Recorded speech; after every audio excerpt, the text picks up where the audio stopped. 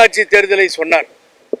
இந்த உள்ளாட்சி தேர்தலில் 90% ஒன்று ஞாபகம் வச்சுக்கோங்க, எவ்வளோ 90% திராவிட முன்னேற்ற கழகம் சென்ற உள்ளாட்சி, நகராட்சி, பேரூராட்சி எல்லாவற்றிலும் வெற்றி பெற்றிருக்கிறோம்.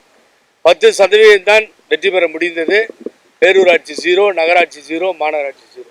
நாங்கள் யாரையும் இப்போ குறை சொல்ல வரல. தயவுசெய்து நீங்கள் அதை எடுத்துக்கோங்க. இறங்கி வந்தால் தான் வெற்றி கிடைக்கும், எல்லாரும் இணைந்தால்தான் வெற்றி கிடைக்கும். அந்த சூழ்நிலை இருக்கிறது. நீங்கள் ஒரு கேள்வி கேட்டீங்க, யார்கிட்டயா சொல்லியிருக்கீங்களான்னு சொல்லி. இப்பொழுது வெளியில் சொல்ல முடியாது, அது ப்ராசஸ் போய்கிட்டு இருக்கு. அவர் சொன்ன மாதிரி ஒரு கடிதமும் அனுப்பப்படும். ஆகவே நிச்சயமாக நாங்கள் எடுத்திருக்கின்ற இந்த நிலைப்பாட்டில் ஒரு மாபெரும் வெற்றியை நாங்கள் பெறுவோம் என்பதிலே எங்களுக்கு மாற்று கருத்தே இல்லை. அதனால தான் அம்மா சிலை முன்பு வந்து ஒரு இனிப்பை கொடுத்து ஒரு சபதமாக ஏற்றிருக்கிறோம். இதில் எல்லாரும் ஒத்துழைக்கணும். அது எடப்பாடி பழனிசாமி ஆகட்டும், அது திருமதி சசிகலா என்கின்ற சின்னமாகட்டும், எல்லோரும் ஒத்துழைத்து ஒருங்கிணைந்து போக வேண்டும் என்கின்ற. ஏன்னா ஏற்கனவே மிஸ்டர் பன்னீர்செல்வம் ஓபிஎஸ் என்ன ரெடின்னு சொல்லிட்டார் வர்றதுக்கு. ஆகவே ஒத்துழைத்தால் முடிஞ்சிடும். அது ஒரு நாள் வேலை தான். ஆனால் அதுக்குரிய வேலையில் நாங்கள் இறங்குவோம். மீண்டும் அனைத்து இந்திய அண்ணா திராவிட முன்னேற்ற கழகம் தொண்டர்கள் கனவின்படி, மக்களினுடைய அறிவுரையின்படி ஒரு மாபெரும் இடத்தை உள்ளாட்சி தேர்தலிலே பிடிக்க காரணமாக அமைவோம். இந்த நம்ம ஒருங்கிணைப்பாளர் இந்த குழு இங்கே மாத்திரம் மேல் லெவலில் மாத்திரம் இல்லாமல் மாவட்ட அவர் சொன்ன மாதிரி ஒன்றிய லெவல்லாம் அங்கங்கே நிர்வாகிகளை போட்டு அதை நடத்துவதற்குரிய ஏற்பாடுகள் செய்யப்படும். எங்களுக்குள் யாரும் எதிரி இல்லை. இந்த நேரத்தில் எல்லோரும் சேர்ந்து போக வேண்டும். அது முக்கியமாக யார் கையில் இருக்குன்னா, அவர் சொன்ன மாதிரி மிஸ்டர் பழனிசாமி கையில் தான் இருக்கு. அவர் தான் கொஞ்சம் ஒரு 5 நிமிஷம் யோசனை பண்ணார்னா அதிமுக விடிவு காலம் பிறந்து விடும். அதே மாதிரி செந்தில் பாலாஜியே அதிமுகவில் இணைவதற்காக வந்தார். சேர்த்து கொள்ளப்படாததுனால அவர் வேற கட்சியில போய் வந்து சேர்ந்தார். அப்ப அம்மா மறைகிற பொழுது அதிமுகவில் உறுப்பினர்களாக இருந்தவர்கள், புரட்சி தலைவர் எம்ஜிஆர் மறைகிற பொழுது அதிமுகவில் உறுப்பினர்களாக இருந்தவர்கள், அவங்களுக்கெல்லாம் பார்த்தீங்கன்னா இன்னைக்கு 70 வயசை தாண்டி இருப்பாங்க.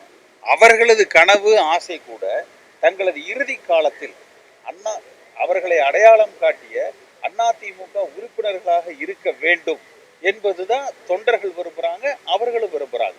அதனால இது வந்து நாங்க ஒரு குறுகிய வட்டத்துக்குள்ள அடைப்பதற்கு விரும்பல.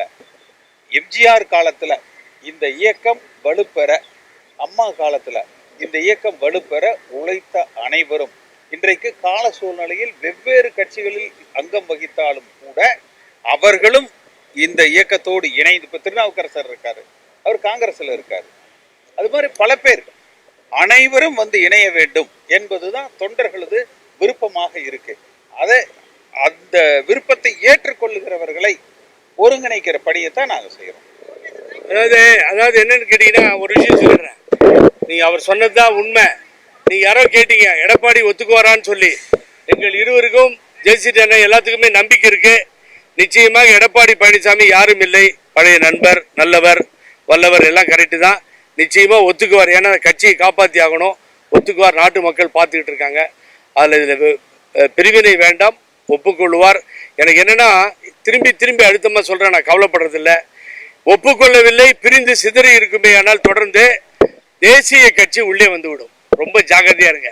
அதுக்காக தான் சொல்லிட்டு இருக்கோம். திராவிட ஐடியாலஜி கொண்ட திராவிட கட்சிகள் தான் தொடர்ந்து தமிழகத்தை ஆள வேண்டும் என்ற ஒரே கொள்கையோடு நின்று கொண்டு இதை சொல்லிக் கொண்டிருக்கிறோம்.